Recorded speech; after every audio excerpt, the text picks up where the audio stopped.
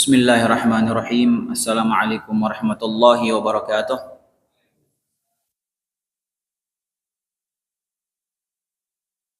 Innal hamdalillah nahmaduhu wa nasta'inuhu wa nastaghfiruh wa na'udzu billahi min shururi anfusina wa sayyiati a'malina.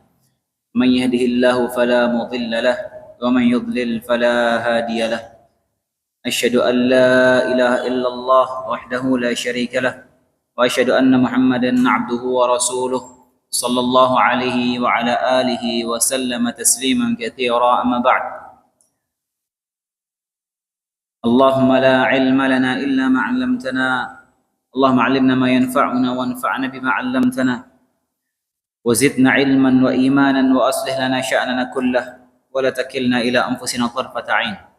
Hadirin rahimani wa rahimakumullah, kita lanjutkan pelajaran kita pembahasan tafsir Juz Amma, dan kita masih pada pembahasan surat Al-Mutaffifin. Dan pada pertemuan sebelumnya kita sampai ke pembahasan ayat yang ke-9 kalau tidak salah ya. Firman Allah Subhanahu wa taala dari ayat ke-7, "Kalla inna kitabal fujjari lafi sijjin." Sekali-kali tidak, sungguhnya catatan orang yang durhaka, fujar, itu benar-benar tersimpan di sijjin. Wa ma adraka masijjin, ayat ke-8-nya, dan tahukah engkau apa itu sijjin? Kitabum marqum, yaitu kitab yang telah terpahatkan. Sini kita sampai di sini pembahasan bahwasanya kitabun marqum itu kitab al-fujjar, kitabnya orang-orang fujar tercatat di sijjin, yaitu kitabun marqum, kitab yang telah terpahatkan. Sini kita bahas kemarin bahwasanya catatan tersebut sudah Allah tetapkan dan tidak akan berubah, yaitu siapa yang akan menjadi penghuni surga dan siapa yang akan menjadi penghuni neraka sudah Allah tetapkan sesuai dengan takdir Allah Subhanahu wa taala. Dan kita sudah jelaskan sampai di sini kemarin. Kemudian ayat 10 Allah Subhanahu wa taala berfirman, "Wailun yauma idzin lil mukatsibin." Celakalah pada hari itu bagi orang-orang yang mendustakan. Celaka pada hari itu bagi orang yang mendustakan. Yang didustakan apa? Alladzina yukadzibuna biyaumiddin, yaitu mereka orang-orang yang mendustakan hari pembalasan. Ini sebagaimana yang sering kita sebutkan berulang-ulang bahwasanya orang musyrikin Makkah ketika itu di antara bentuk kekufuran mereka mengingkari adanya hari kebangkitan. Menurut mereka yang hidup begitu saja, sudah mereka bersenang-senang dengan kehidupan, maka mereka puas-puas dengan kehidupan ini, memenuhi syahwat mereka, keinginan mereka semuanya, kemudian ujungnya mereka sudah mati, hilang begitu saja, nggak ada urusan setelah itu. Dan mereka benar-benar mengingkari bahwasanya mereka akan dibangkitkan lagi oleh Allah Subhanahu wa taala. Dan ini banyak sekali Allah ulang-ulang membahas ini dalam Al-Qur'an. Dari firman Allah, "Za'amal ladzina kafaru an la yub'atsu." Orang-orang kufar mengira bahwasanya mereka tidak akan dibangkitkan. Qul bala wa rabbi latub'atsunna tsumma latunabba'unna bima 'amiltum wa dzalika 'ala Allah yasir. Katakanlah mereka pasti akan dibangkitkan. Kemudian mereka akan diinfokan, berikan kabar tentang apa yang telah mereka kerjakan, dan itu mudah bagi Allah Subhanahu wa taala. Jadi mereka mengingkari kebangkitan. Makanya biasanya konteks surat-surat Makkiyah itu seputar ini. Seputar hari kiamat, seputar hari kebangkitan, terus berulang-ulang. membahas soal itu. Wa ma yukadzibu bihi, ayat ke-12. Wa ma yukadzibu bihi illa kullu mu'tadin athim. Dan tidak ada yang mendustakannya, maksudnya mendustakan hari kebangkitan itu, kecuali setiap orang yang mu'tad, athim. Mu'tadin sama athim. Kecuali orang-orang yang melampaui batas dan berdosa. Nah, siapa kata Allah SWT yang mengingkari hari kebangkitan? Yaitu mu'tadin athim. Orang yang melampaui batas dan orang pendosa. Ada beberapa makna disebutkan oleh para mufassirin terkait makna mu'tad sama athim. Ada yang menyebutkan ya seperti Al-Imam Ibnu Katsir dalam tafsir yang menyebutkan makna mu'tadin athim. Kalau mu'tad itu artinya orang yang melakukan perbuatan dosa. Terkait dosa-dosa perbuatan anggota tubuhnya. Seperti mungkin dia minum khamr, dia berzina, dia membunuh orang lain dan lain sebagainya. Adapun athim itu dosa yang berkaitan dengan lisannya. Dia berdusta, dia fitnah orang, adu domba, ya namimah, fitnah, ghibah. Ini pendapat. Jadi mu'tad disebutkan oleh Ibnu Katsir maknanya dosa yang berkaitan dengan tangannya, perbuatannya. Kalau athim itu dosa yang berkaitan dengan lisan. Ada pendapat lain yang menyebutkan bahwasanya mu'tad itu dosa yang berkaitan dengan dia menzolimi orang lain. Dosa dia karena menzolimi orang lain. Adapun athim itu dosa terkait kezoliman dia sama dirinya sendiri. Dosanya ya dosa urusan dia dengan Allah Subhanahu wa taala. Dosa-dosa urusan dia sama sendiri, mungkin dia melakukan, dia minum khamr, dia berzina, dosa dia sendiri. Tapi kalau mu'tad, ini pendapat kedua, itu dosa yang berkaitan kezaliman yang dilakukan kepada orang lain. Ambil harta orang lain, menzolimi, nipu orang lain, menjatuhkan harta, harkat, martabat orang lain, sumpah serapah, melecehkan harga diri orang lain, menuduh orang yang tidak-tidak, dan seterusnya. Itu mu'tad. Perhatikan kata Allah SWT, wa ma yukadzibu bihi. Ya tidaklah yang orang yang mengingkari hari kebangkitan illa kullu mu'tadin athim, kecuali mereka setiap orang yang mu'tad sama athim. Itu karakteristik mereka. Lihat, ini ayat sekali lagi surat Mutaffifin ini membahas tentang ancaman bagi orang-orang yang mengurangi timbangan. Mengurangi timbangan, dan biasanya mengurangi timbangan itu sedikit, hadirin.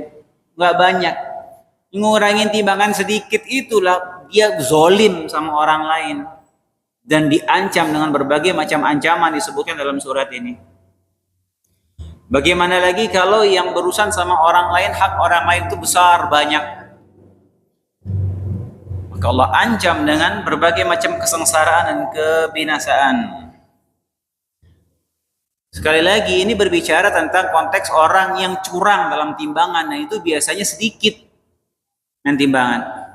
Bagaimana lagi kalau urusan hak orang lain itu perkara yang besar. Korupsi ratusan miliar, triliunan. Yang zaman sekarang yang dikorupsi nggak tanggung-tanggung, hadirin. Uang haji korupsi. Setan mungkin geleng-geleng itu, ya Allah. Bayangin ya Allah, kayak orang nggak punya moral. Kayak orang ini nggak punya agama. Dikorupsi dana haji, orang sudah berpuluhan tahun nunggu ngantri nabung jual harta benda mereka untuk bisa berangkat ke tanah suci. Bahkan banyak mereka terus meninggal dunia belum sampai datang giliran antriannya. Dia makan dari menzolimi orang-orang seperti itu. Na'udzubillah wal iyadzubillah. Ngeri. Mengerikan. Na'udzubillah, ya Allah, kayak orang nggak punya moral. Kayak orang nggak pernah diajarin halal haram. Dididik kayak orang nggak pernah dididik halal haram. Bisa seperti itu tuh, bayangin. Udah sampai ke level itu kerusakan manusia. Wa'iyadzubillah. A'udzubillah. Ada yang ngerampas tanah orang sesuka hati. Mafia-mafia tanah di backing sama orang-orang besar, di backing sama kekuatan-kekuatan tertentu, ngambil harta orang, ngambil tanah orang, sudah turun temurun, diwariskan, diambil. Oh, ini punya perusahaan ini, ambil. Ini orang nggak tahu gimana nasib, terserah, suka-suka. Jangan kira Allah lalai dari kezaliman orang-orang itu. Hati-hati, hati-hati.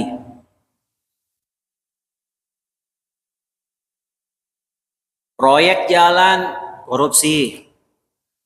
Yang seharusnya jalanan bagus, rapi, jadi rusak. Bolong-bolong, pecah-pecah. Gara-gara apa? Gara-gara dicolong uangnya. Akhirnya jalanan rusak, orang mobil lewat, kejeduk-kejeduk, kaki-kaki mobil rusak, motor rusak, ada yang jatuh, berapa ribu orang lewat di jalan itu terganggu gara-gara jalanan rusak, yang rusaknya gara-gara duitnya dicolong, korupsi. Kira-kira gimana nasibnya orang-orang ini? Bagaimana dia akan dituntut di akhirat sama orang-orang yang sudah dizolimi sama dia gara-gara perbuatan itu? Alhamdulillah. Ada kawan anak di luar kota lah, di Jakarta. Dia di agen, bukan agen ya, besar ya, di distributor gas. Perusahaan besar. Pertamina. Dia nanya, dia bilang, ini terus terang sebenarnya yang di gas yang 3 kilo tuh enggak 3 kilo isinya. Itu pada saat pengisian dikurangin sekian kadarnya dikurangin karena alasan ini dan itu, untuk ini dan itu. Apalagi lupa dia alasannya, udah lama sih.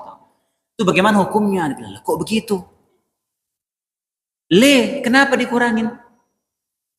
Kalau emang dikurangin, tulis dong, ini gas LPG 2,8 kilo misalnya. Atau 2,5 kilo. Dan itu, Anda nggak tahu di situ doang apa semuanya seperti itu sistemnya, Anda nggak paham ya. Apakah itu sudah dilegalkan atau tidak, Anda tidak tahu. Kalau tidak, bayangkan itu orang nanti bagaimana itu dituntut sama orang. Jangan kira nggak dituntut itu haknya dia. Yang dia beli 3 kilo, ternyata yang diterima nggak nyampe 3 kilo. Dan itu ada unsur kesengajaan dalam proses pengurangannya. Ya subhanallah. Makanya hadirin azanallahu wa iyyakum, jangan jauh-jauh dari didikan agama. Sekarang ini orang dekat sama agama dibilang mabok agama. Akhirnya orang-orang yang jauh dari agama ya seperti itu. Ada yang naudzubillah dia menzinahi orang-orang sedarahnya dia. Sampai waktu itu sempat rame berapa waktu lalu, ada grup komunitas gitu, sosial media. Grup orang-orang yang dia bangga memamerkan penyimpangan seksual mereka sama sesama sedarah mereka. Yang ke anaknya, yang dia ini ke ibunya dia, ya Allah ya Rabbi. Nggak pernah terbayangkan di otaknya kerusakan moral sampai ke taraf itu. Giliran dikasih tahu, diajari, dididik agama yang benar, nyinyir, jangan dikit-dikit agama, jangan mabok agama dan seterusnya. Begitu hasilnya. Ketika dia jauh dari agama Allah Subhanahu wa taala, tidak membekali diri dengan ketakwaan kepada Allah, ya begitu jadinya. Akan-akan orang nggak kenal agama, nggak tahu mana halal haram. Ya Allah ya. Mengerikan, naudzubillah. Makanya antum semua rumah tangga masing-masing bertanggung jawab di hadapan Allah Subhanahu wa taala. Sudah diajarkan nggak itu keluarga antum didikan yang benar? Dididik nggak adab Islami? Diajarkan nggak mana halal mana haram? Pasti akan Allah mintai pertanggungjawaban semua. Kullukum ra'in wa kullukum mas'ulun an ra'iyatihi. Setiap kalian adalah pemimpin dan setiap kalian pasti akan dimintai pertanggungjawaban atas kepemimpinan kalian. Seorang ayah menjadi pemimpin di rumah tangganya, dia akan dimintai pertanggungjawaban itu. Ibu menjadi pemimpin di ngurus rumah tangganya, ngurus anak-anaknya juga di rumah, akan dimintai pertanggungjawaban. Seorang istri juga akan dimintai pertanggungjawaban. Dan semuanya akan bertanggung jawab di hadapan Allah Subhanahu wa taala. Waliyadzubillah.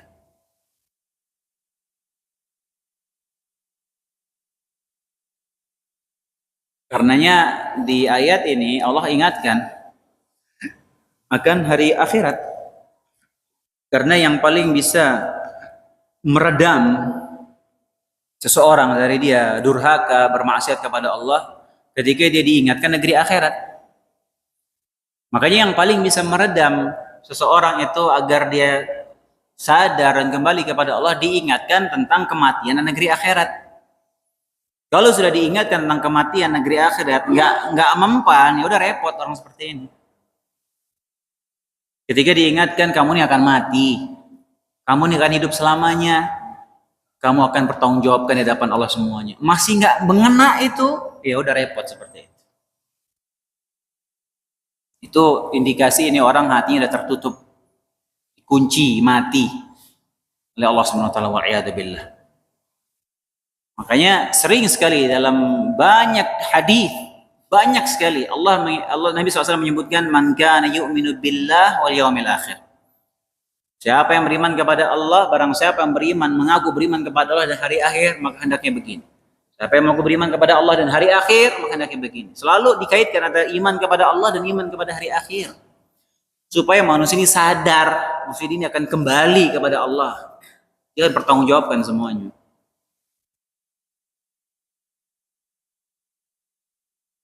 Dan biasanya orang kalau dia sudah selalu dia perhatian dan dia selalu berwaspada bahwasanya dia ini akan meninggal dunia dan dia akan dibangkitkan, akan bertanggungjawabkan, dia akan hati-hati ya. Dia akan hati-hati, nggak sembarangan dia mau berucap yang menyakiti orang lain, hati-hati dia tahu ini ucapannya akan dihisab. Apalagi perbuatannya, dia tahu yang dilakukan akan diminta pertanggungjawaban Allah Subhanahu wa taala di akhirat, makanya dia hati-hati. Kalau dia terjumus dalam maksiat, dia akan segera bertaubat. Kenapa? Karena dia takut akan hisab Allah Subhanahu wa taala. Begitulah orang yang beriman. Makanya seringkali Allah dalam Al-Qur'an selalu memperingati orang-orang, selalu disebutkan kecurangan, keburukan, dosa-dosa, maksiat. Ingat, kalian akan dibangkitkan. Selalu seperti itu polanya. Kemudian ayat ke-13, wa idza tutla alaihi ayatuna qala asatirul awwalin. Itu orang-orang tadi Allah sebutkan ciri orang-orang yang seperti itu diancam yang mengingkari kebangkitan. Siapa mereka? Biasanya ciri-cirinya kullu mu'tadin atim. Tadi disebutkan. Siapa lagi? Allah perjelas lagi ciri-cirinya, wa idza tutla alaihi ayatuna qala asatirul awwalin. Itu orang-orang yang apabila dibacakan kepada mereka ayat-ayat kami, dibacakan Al-Quran, ngeles. Ngelesnya apa? Qala asatirul awwalin. Itu yang dibacakan cuman dongeng-dongeng legenda orang-orang terdahulu. Al-Quran dibacakan, itu bukan kalamullah, itu bukan firman Allah, itu cuman dongeng-dongeng terdahulu saja. Dia bingung dia mau ngeles.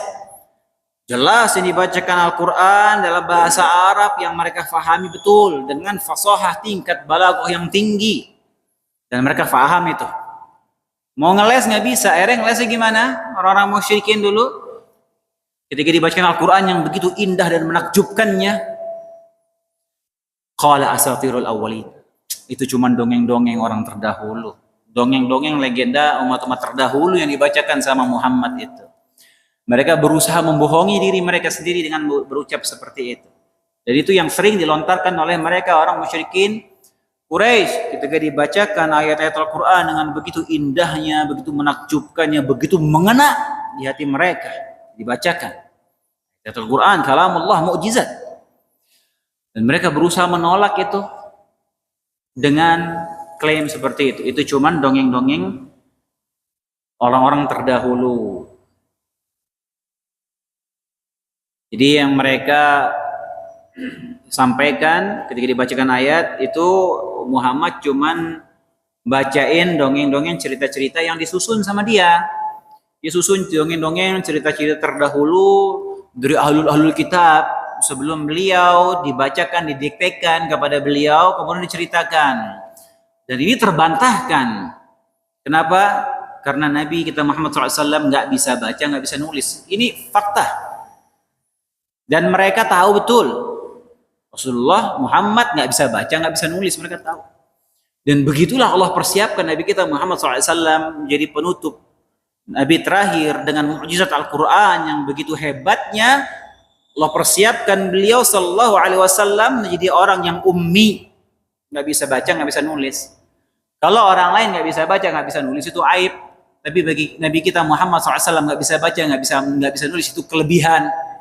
Itulah kelebihan beliau luar biasa karena beliau tidak baca, nggak bisa baca, nggak bisa nulis. Tapi beliau membawakan Al-Quran yang begitu menakjubkannya. Dan ini nggak terbantahkan. Orang musyrikin pun mengakui, hatta orang kufar mengakui. Sejarah nggak bisa terbantahkan. Bahkan para pendeta-pendeta pun insya Allah mengakui Nabi Muhammad emang dia nggak bisa baca. Sejarahnya beliau memang tidak pernah bisa baca, nggak bisa tulis. Kalau dikatakan bagaimana beliau membawakan cerita yang begitu luar biasa. Cerita-cerita legenda dari Bani Israel, Alkitab sebelumnya Nabi SAW sampaikan dengan detail. Bahkan dalam Taurat dan Injil pun tidak sedetail itu. Tapi Nabi SAW menyampaikan cerita itu dengan detail, dengan akurat. Dan itu sangat mengherankan bagi mereka. Banyak satu cerita, legenda-legenda orang-orang yang dari Alkitab menceritakan kisah Nabi Musa, kisah Nabi Yusuf, kisah itu berseliweran kisah-kisah itu. Alkitab bawa kisah itu. Orang Yahudi Nasrani sebelum itu sudah ada kisah-kisah dalam kitab-kitab mereka sampaikan, berceritakan. Tiba-tiba Nabi Muhammad SAW datang dengan membawakan kisahnya yang begitu detailnya, yang belum pernah diceritakan sedetail itu di kitab-kitab Yahudi dan Nasrani sebelumnya. Kisah Nabi Yusuf alaihissalam lengkap detail dari awal sampai akhir dibawakan. Kisah Nabi Musa begitu banyaknya tersebar. Yang paling banyak dikisahkan Al-Quran kisah Nabi Musa alaihissalam. Kisahnya Nabi Sulaiman, Nabi Daud alaihi wassalam. Dan kisah-kisah itu mereka ketahui. Bahkan sebagian mereka nggak ketahui dalam kitab mereka, tapi Nabi SAW menyampaikan itu, dan itu rata-rata turunnya di Mekah. Rata-rata turunnya di fase Mekah, dan mereka orang Quraisy tahu betul Nabi Muhammad SAW nggak bisa baca, nggak bisa nulis. Nabi Muhammad SAW tidak pernah safar ke negeri Syam sebelumnya, nggak pernah. Dulu pernah safar di umur 15 tahun dibawa sama paman beliau Abu Talib ketika berdagang, tapi nyampe sana lihat sama pendeta, hati-hati nih ponakanmu akan jadi orang besar. Hati-hati, jangan bawa dia masuk negeri Syam, bisa-bisa dia dibunuh kalau ketahuan dia ciri-cirinya seperti ini. Maka belum sampai Syam, Abu Talib takut sama ponakannya, langsung dibawa pulang, balik lagi ke Mekah. Nggak jadi dibawa masuk ke Syam. Karena pendeta Buhairah ketika itu melihat, oh ini bakal jadi nabi ini orang. Ciri-cirinya dia tahu. Sampaikan, ini anaknya siapa ini? Kata Abu Talib, anak saya. Kamu mau kemana? Ke Syam. Jangan kamu bawa dia ke Syam. Kalau Ahlul Kitab sana tahu, melihat dia bisa dibunuh. Bawa pulang. Makanya Rasulullah SAW nggak pernah pergi ke negeri Syam sebelumnya, tidak pernah. Jadi tidak ada alasan bahwasanya pendeta-pendeta Ahlul Kitab di sana mendiktikan kisah-kisah itu, nggak ada. Karena penduduk Mekah pun tahu beliau SAW tidak pernah ke negeri Syam sebelumnya, dan beliau tidak bisa baca, nggak bisa tulis, dan mereka mengakui itu. Makanya ketika pas terjadi kisah Isra Mi'raj, banyak orang yang nggak percaya ketika itu. Nabi menceritakan, saya semalam pergi ke sana, ke Baitul Maqdis, Palestina. Saya sholat situ, Masjidil Aqsa. Besok saya pergi ke langit. Besok balik lagi semalam. Bingung orang-orang.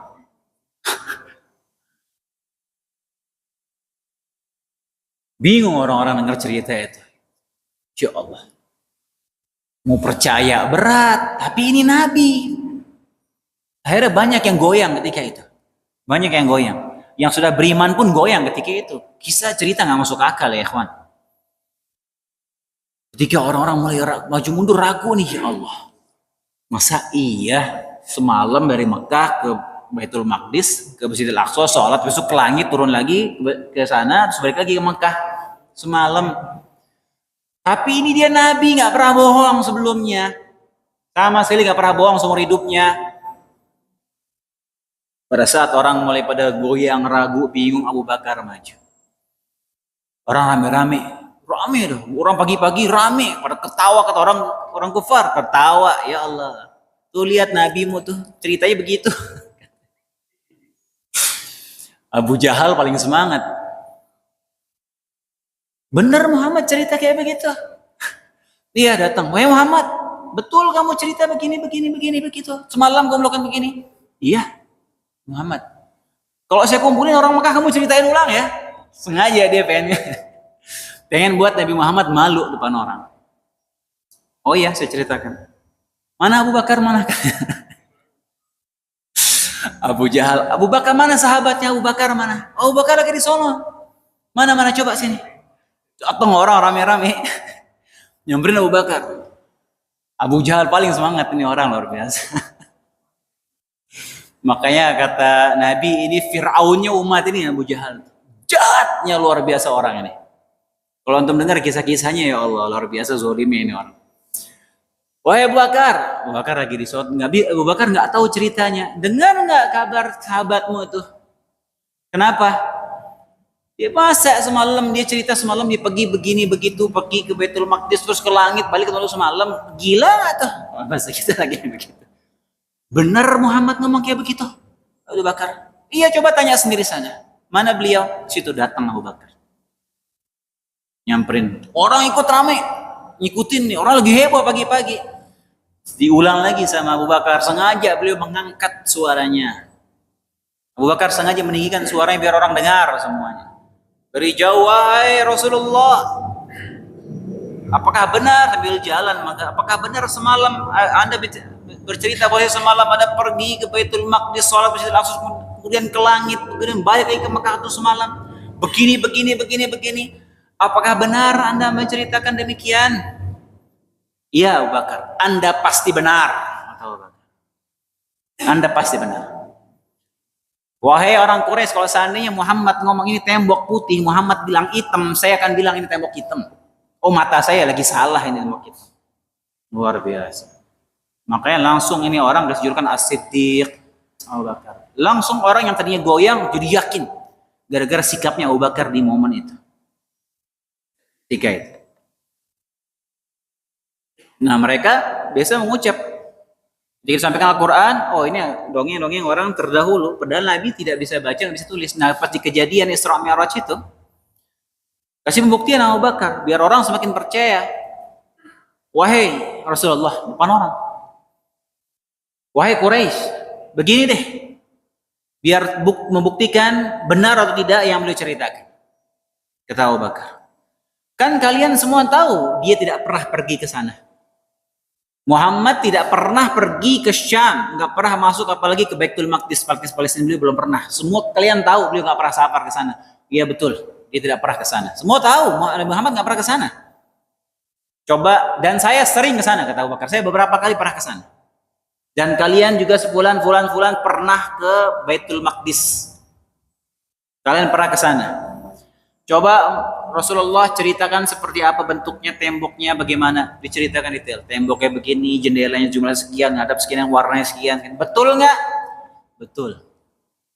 Yang beliau sampaikan, betul seperti itu. Baru orang semua pada percaya lagi. Oke. Itu sikapnya Abu Bakar As-Siddiq radhiyallahu taala anhu. Nah, di antara bukti tadi Nabi tidak bisa baca tulis gitu. Nabi di antara bukti untuk membantah statement bahwasanya Nabi itu didiktekan sama pendeta-pendeta Alkitab, kisah-kisah itu dicatat. Bahwasanya Nabi tidak pernah ke sana dan Nabi nggak bisa baca, nggak bisa tulis. Allah SWT sebutkan dalam surat Al-Furqan ayat 5, wa qalu asatirul awwalin katabaha fahiya tumla alaihi bukratan wa asila.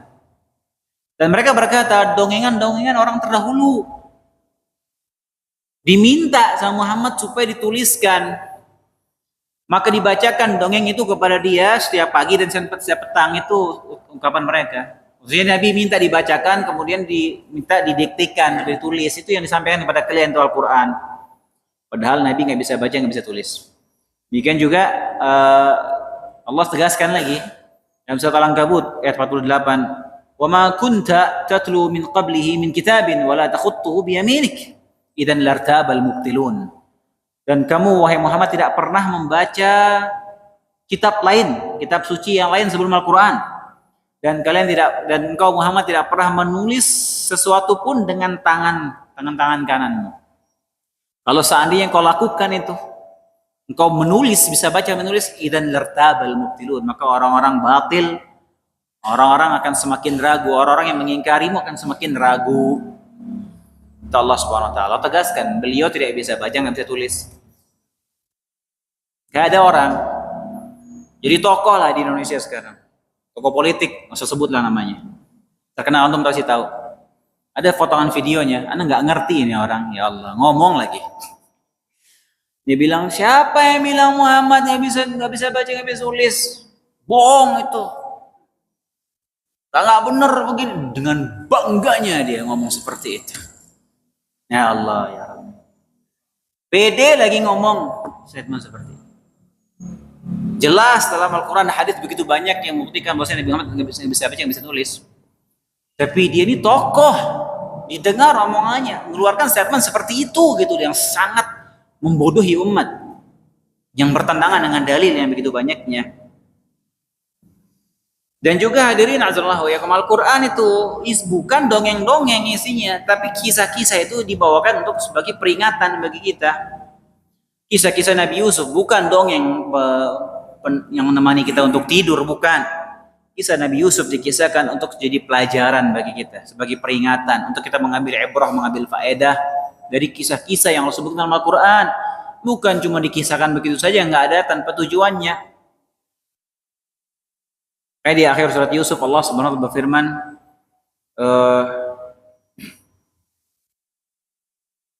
laqad kana fi qasasihim ibratun liulil albab ma kana haditsan yuftara. Dan sungguh telah ada pada kisah-kisah tersebut itu ibrah, pelajaran liulil albab, bagi orang-orang yang cerdas, bagi orang-orang yang berpikir. Ma kana haditsan yuftara itu bukan ucapan-ucapan yang diada-adakan. Kisah itu dikisahkan supaya orang ambil faedah dari kisah itu. Banyak ulama yang menulis dari kisah Nabi Yusuf saja, berapa banyak faedah dari kisah itu bisa kita petik. Di antaranya Syekh Abdurrahman bin Nasir Sa'di punya tulisan, punya kitab kecil, faedah dari kisah Nabi Yusuf. Ada banyak sekali faedah. Dibaca kisah itu untuk ambil faedah dari kisah itu, bukan buat dengerin kisahnya doang, nemenin tidur.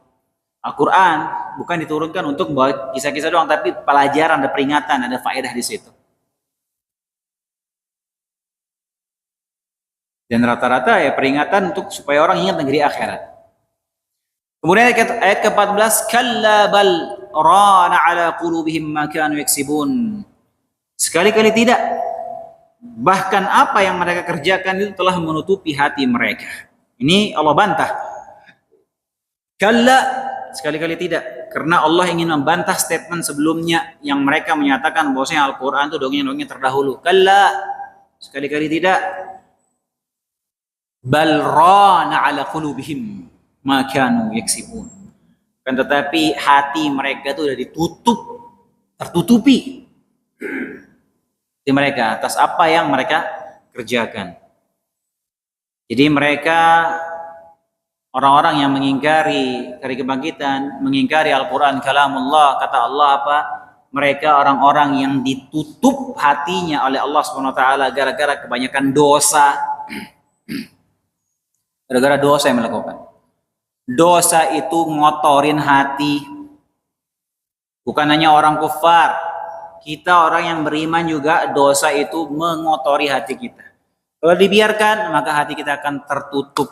Makanya dalam hadis sahih riwayat Abu Hurairah radhiyallahu ta'ala anhu, Nabi SAW bersabda, "Innal 'abda idza akhta'a khati'atan nukitat fi qalbihi nuktatun sauda." Sungguhnya seorang hamba kalau saat ini dibuat satu kesalahan,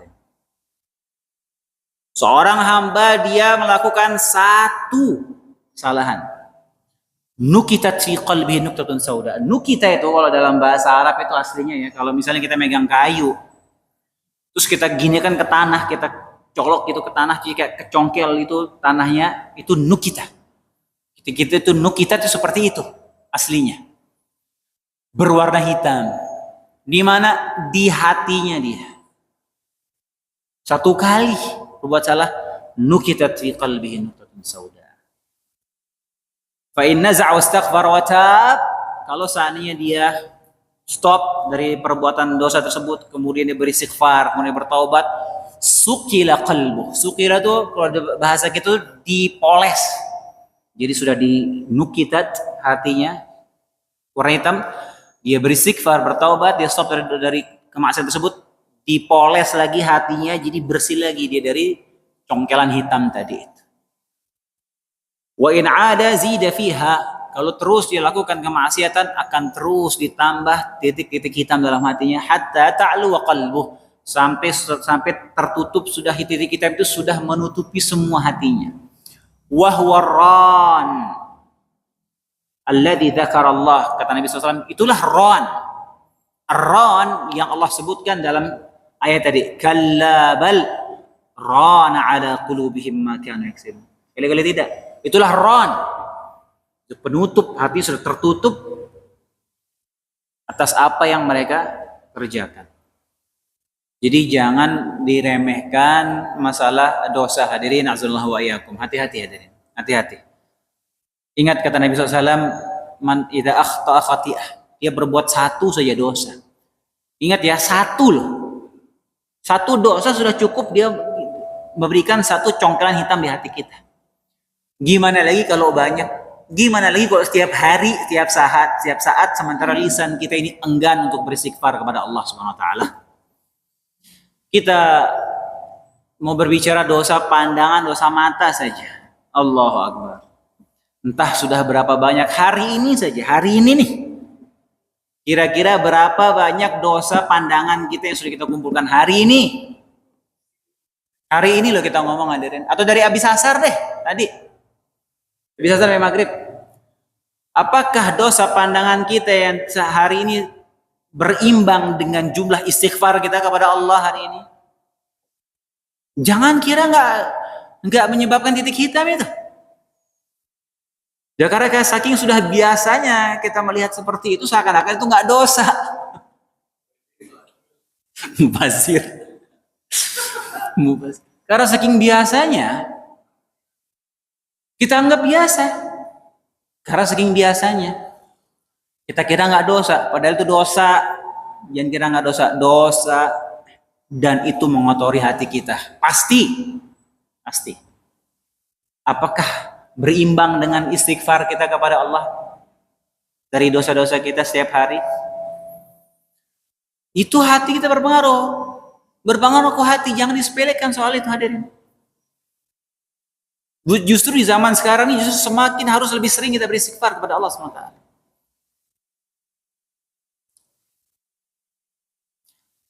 Iklan permennya segini, hadirin.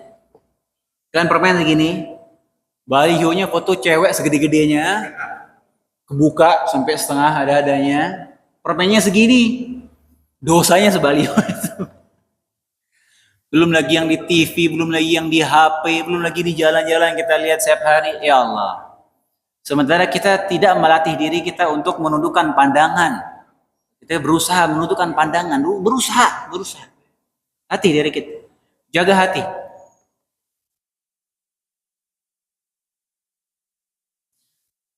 Ana dulu zaman masih tinggal di Saudi. Di sana semua orang pakai cadar di situ. Gak ada yang buka aurat di sana. Semua pakai cadar, perempuan Saudi semua pakai cadar. Dan tinggal di sana lama ya dengan kehidupan seperti itu. Begitu liburan pulang ke Indonesia, baru nyampe bandara tuh paha di mana-mana, kayak kebalik rasa dunia ini langsung. Ya Allah, kayak benar-benar timplang rasanya. Seperti itu. Dan sangat disayangkan kalau kita justru berlezat-lezatan dengan memandang pemandangan seperti itu. Dampaknya ke hati masalahnya, hadirin. Makanya kata para ulama itu dosa pandangan itu ibarat panah syaitan, anak panah syaitan yang dia langsung menancap ke hati kita. Jadi itu kata orang dari mata turun ke hati. Iya, yang turun apa? Panah syaitan yang turun ke hati kita. Karena yang dilihat apa ya, perkara yang haram. Pengaruh titik hitam ini hati-hati loh hadirin. Kalau semakin banyak akan terus kita semakin jauh dari kekhusyuan kita. Jangan mimpi mau khusyuk. Kalau masih banyak kotoran titik hitam di hati kita. Mau khusyuk dalam sholat, berat. Mau semangat menjalankan ibadah, berat.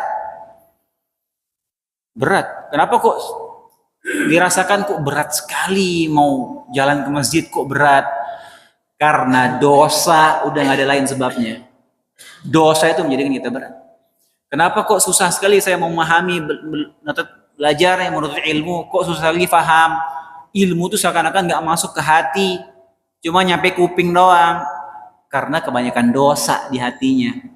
Makanya coba lihat para ulama yang menulis kitab-kitab atau metode cara menuntut ilmu, yang pertama kali mereka tekankan apa?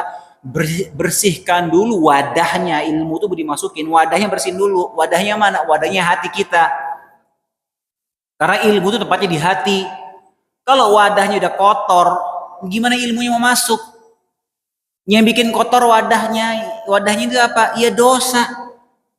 Yang bikin kotor wadahnya yang buat kita menampung ilmu, ya dosa-dosa kita. Makanya ilmu nggak bisa dapat ilmu yang berkah. Kenapa? Karena wadahnya kotor hatinya. Yang bikin kotor ya dosa. Yang paling banyak bikin kotor apa? Ya dosa pandangan ini paling banyak. Makanya orang yang beriman kepada Allah SWT, kita nggak pungkiri, semua orang pasti terjerumus dalam dosa. Nggak mungkin tidak. Itu sudah sifat bawaan manusia. Pasti berbuat dosa. Antum mau coba jaga pandangan sekuat apapun, pasti akan terjerumus. Sudah nggak mungkin tidak. Apalagi zaman sekarang ya.